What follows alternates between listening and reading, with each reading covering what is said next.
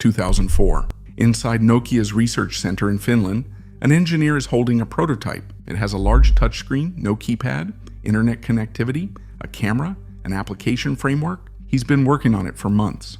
Everyone who has held it goes quiet for a moment before saying anything. Nokia is, at this moment, the most dominant company in the history of mobile phones. 1 in every 2.5 phones sold anywhere on Earth is a Nokia. Revenue has gone from 6.5 billion euros in 1996 to 31 billion in 2001. They have 40% of the global market. No company in any industry holds 40% of a global market. Nokia isn't just winning. They've made winning look inevitable. The engineer shows the prototype to the people who make decisions. They say no. Not no to the idea, not no to the technology, no to releasing it. But why? He puts it in a drawer, goes back to work on the phones Nokia is actually going to sell. The keypad phones. The safe phones. The phones that are making everyone in that building very comfortable. He doesn't know yet that he just made the most costly decision in corporate history. What happens next takes 3 years. In January 2007, Steve Jobs walks onto a stage in San Francisco. He tells the audience Apple is releasing 3 revolutionary products: a widescreen iPod with touch controls, a revolutionary mobile phone, a breakthrough internet communicator. The audience erupts after each one. Then he pauses, tells them it isn't 3 products. It's 1. He holds it up. It has a large touchscreen, no keypad, internet connectivity, a camera, an application framework. Nokia's engineers watch from Finland in horror.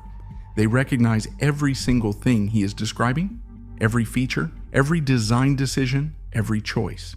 They built it first, 3 years earlier, and buried it. They buried it because releasing it would have made their own phones obsolete overnight. The keypad phones behind that 40%, the ones funding every salary, every bonus, every comfortable assumption about what Nokia was and what it would always be. The executives had looked at the future, felt how much it would cost them, and chosen the present instead. If you're enjoying this content, subscribe now. Apple had no such problem. Apple had nothing to protect.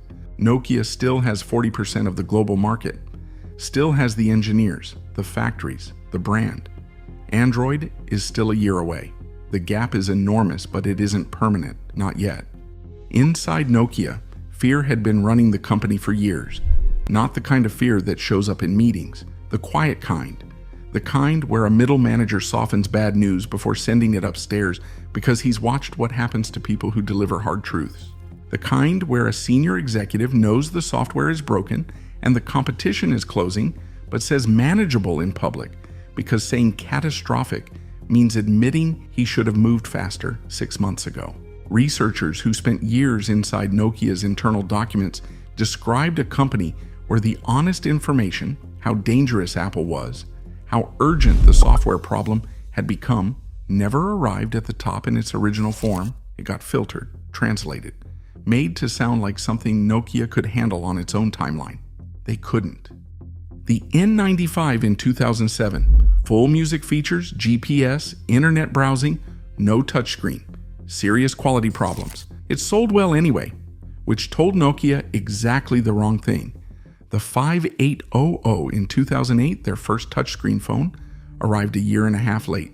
The N97 in 2009, their iPhone killer, was described by one of their own senior managers as a total fiasco. Each phone went out the door before it was ready because someone above needed something on shelves this quarter, needed to show the numbers were still moving, needed to believe Nokia was still Nokia. Then Stephen Elop arrived from Microsoft as their new CEO in 2010. In February 2011, he sent an internal memo. Nokia was standing on a burning platform, he wrote. They had to jump. They were abandoning their own software entirely and going all in on Windows Phone. The memo leaked the same day. It killed demand for every Nokia phone that existed while Windows Phone devices were still months from shipping. Nokia had announced they were evacuating a burning building before they'd built anywhere to go. Nokia's smartphone market share was 49.4% in 2007. By 2013, it was 3%. That September, Microsoft bought Nokia's handset division for 5.44 billion euros, roughly what Nokia had spent developing Symbian in the 5 years prior.